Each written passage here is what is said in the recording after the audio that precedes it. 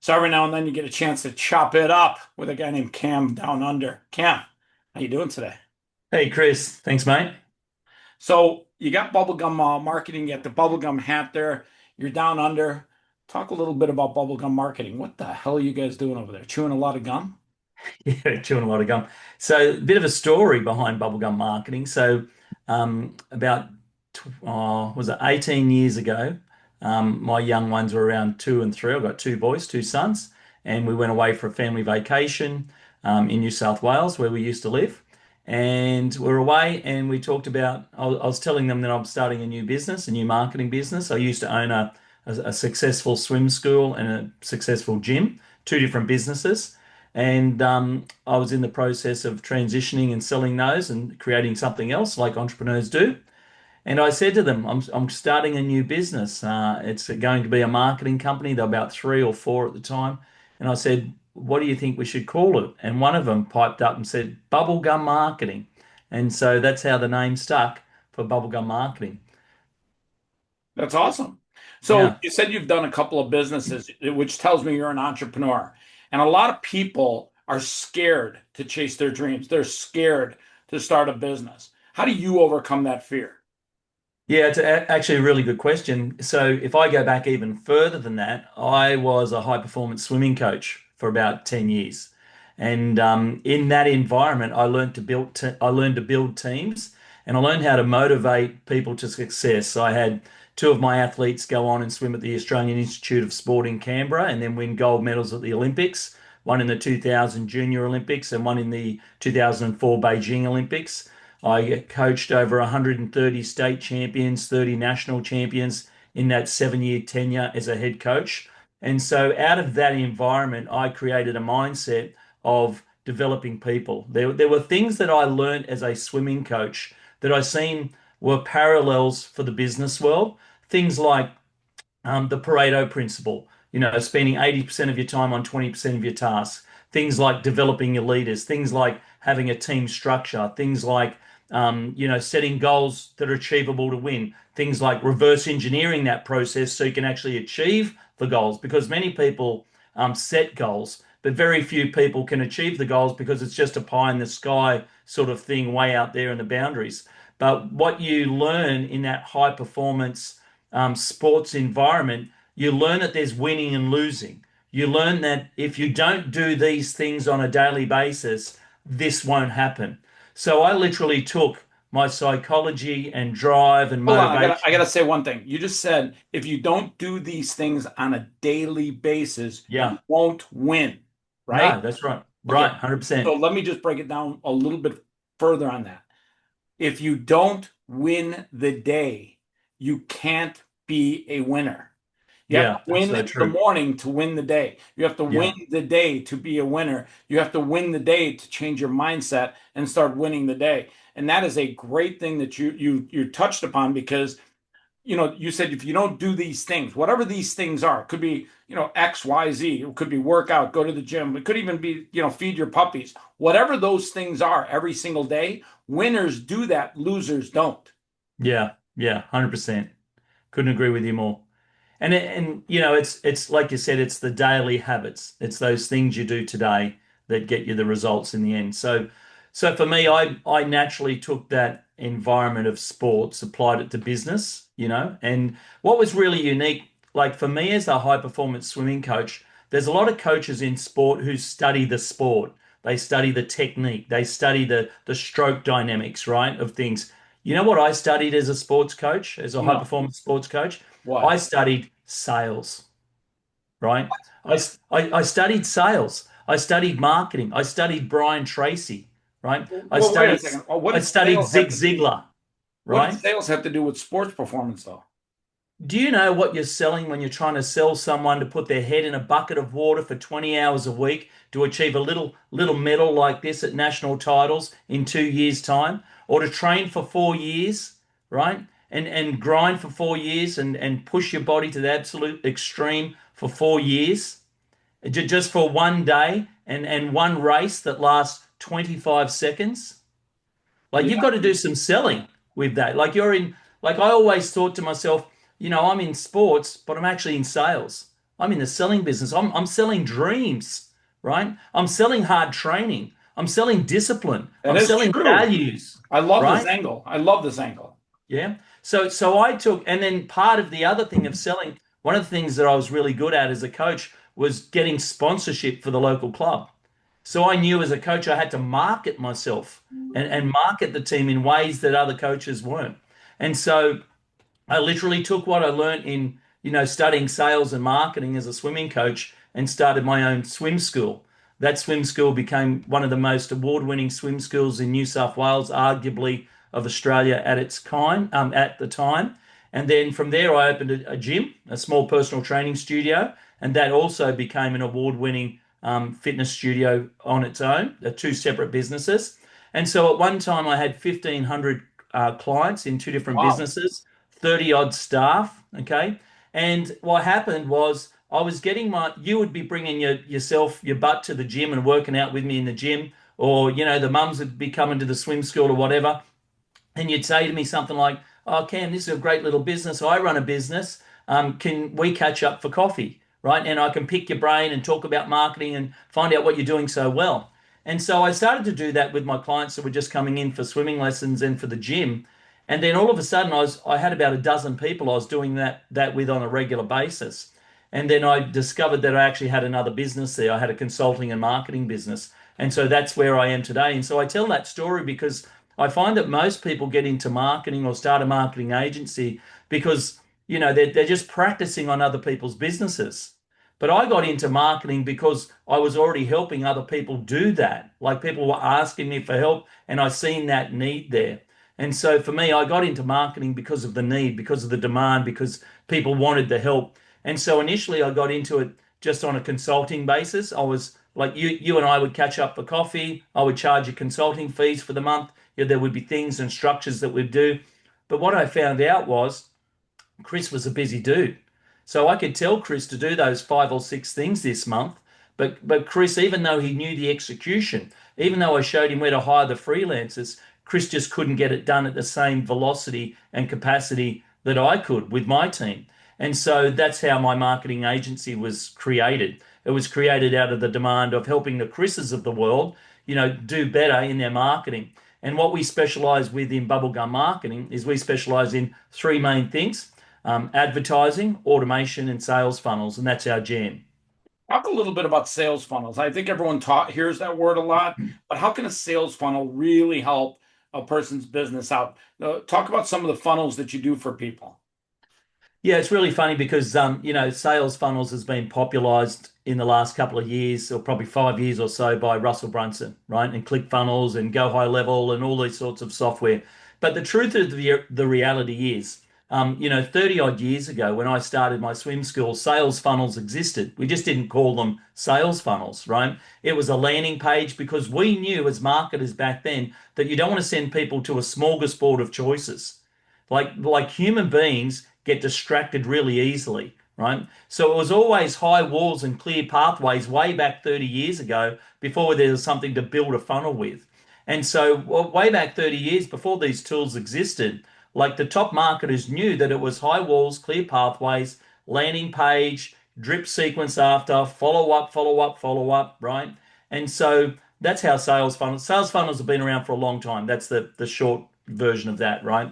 But the types of funnels that work in this day and time, there's a few that we do over and over again. So one is what we call an expressions of interest funnel. So we call it the EOI funnel. Now, the EOI funnel is used for, say, high ticket items, so investment products, mortgage brokers, coaches, consultants, even agencies can use an expressions of interest funnel. And what it is, it's a very low barrier to make someone feel like they can find more about what it is that you do. And so on the opt-in, they'll be opting in for something. So for investment products, we might use like the memorandum, right? So download the investment memorandum, and then they go to that page, they watch a video, get the memorandum, and they're on their way. And then obviously we're upselling them into an appointment, like a discovery call or consultation or something like that. So, and that's got its whole back end as well. So we just make sure that everything flows from ad landing page, follow-up sequences, automation. That's the EOI funnel. Another funnel is the product funnel. And so the product funnel could be selling a cheap. We've got a client at the moment who's in America, Scratch Golf Academy. Hi, Adam, if you're watching and Wait a listening. second, what is it? Scratch Uh, Golf Academy? Scratch Golf Academy. So What do they do?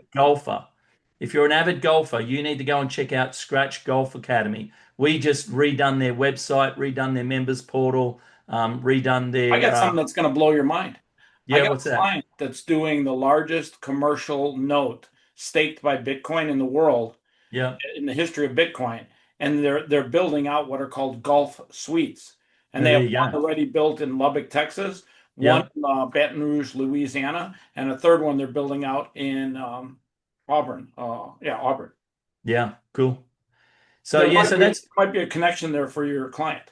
yeah, 100%. So with our client in America, who's Scratch Golf Academy, they use product funnels, and so basically we give someone a free trial to their product, their digital product, It's a and digital product. yeah, it's all digital, like it's online coaching. There's a bit of Adam Live, right? But most of it is a portal, like a members area. They can go in and get their courses, watch it on their phone at the golf course, all that sort of stuff, right? And then, so it's a free trial into a low ticket membership price, into a course, into another course, and then ultimately, they're in our ecosystem. Then we can sell them to become a subscriber to the YouTube channel, which is going crazy. We can sell them into the affiliate marketing. We've got a couple of top affiliates that we promote internally as well. So, that works really well. And the other third one that works well is, and they're kind of the three main ones. So it's the EOI funnel, the product funnel, and the third one is the e-com. We call it the e-com funnel or e-commerce funnel. And we build that for people that have Shopify sites or WooCommerce, or they have an e-commerce site of some way, some sort of capacity. But like most e-commerce folks, they might have like 20 different products. And so what we do is we take the Pareto principle again, right? The 80/20 rule, and we go, okay, well, look, I know you sell 20 products, but what are your three best sellers? What are there's three or four products that you sell that generate the most revenue for you, right? And Oh, then we create a sales funnel just for those three or four products, right? And we create the ads and the funnel and the follow-ups just for the three or four products. Now watch this. At some point, people will buy the other 16 once they're in the ecosystem, right? You can resell them the other 16. But why not lead with your three or four best products if you've got an e-commerce store? I couldn't agree with you more. Yeah. And so they're typically the three sales funnels that we build time and time again. That's awesome. Talk a little bit about some of the things that you've learned about being an athlete in life. What are some of the things that being an athlete has taught you about just living your best life? Yeah, so I spoke about being a high performance sports coach, but the little bit that I left out was as a kid I was a national swimmer. I thought you were going Okay. to say I was a chubby little kid. I couldn't No, even no, there's swim when I no was a kid. it, I was like 200 pounds. I could no. barely float. No, but well, actually, if I go back to when I was 13, one of the reasons I got into swimming was I said to my mum once, "Hey, can I go to the beach?" Because we live close to the surf, and it was pretty wild surf where we live, not like, some of the surf in California that's Wait a only second, like you're down in Australia. Doesn't the beach have sharks? yeah, sure, sure, but yeah, if you can get out past the breakers. So That's anyway, so I asked my mum, could I go to the beach, and she said no, you couldn't swim, and she was right, of course. So I got into swimming because I wanted to go to the surf. But long story short, I did about 6 or 7 years as a young swimmer. But then in my early 20s, I got into triathlons. And I started off at the hour, the 2 hour events, that went for an hour or two. And I was always a stayer. I oh, was why? always good at just maintaining pace, and I thought to myself, I should do the longest stuff. I should just give the longest stuff a crack. So I got into Ironman triathlons, and I became quite successful at that. In Australia, finished at the top 5% overall a couple of years in a row. Have a best time of 9 hours Buddy, 25, and that was that going stuff ain't back, easy. what, 20 What years is, ago now. what is 9 hours Ironman? 25, 20 years ago was a hot time, right? Is And so Ironman running, riding? It's a bunch of stuff, isn't it? yeah, so I'm not sure in miles, right? And you might be able to do the conversions for me, but it's a 3.8 kilometer swim, Okay. a 180-kilometer bike ride, which I think is about 100 miles, Yeah, right? that's a bike ride. And it's a marathon run at the end, so 42-kilometer run at the end, all together on one day. So, so my best time was 9 hours 25. So what I used to do, my strategy was, as I was a good swimmer, I used to, as an age, I was an age grouper, not a pro, but I would have to start with all the other age groupers, like start with 1,500 people in a line, like, we're all there. And the pros would get like a 25, 30 meter head start on us, about 20 of them. And being a strong swimmer, I would swim through all the pros and catch every single one of them. Wait a But second. They let the pros go ahead of you? yeah, they get a 30 or 40 meter head start, Why? right? They're Well, the because pros. they don't want them to be crushed by 1,500 age groupers. Oh, I get it. I get it. There's very few pros and a ton of like, Yeah, wannabe. there's 30 pros, right? But there's 1,500 age groupers, like Got it. just Got it. Got it. in a river that's like narrow, right? And so that's why they always get a head start.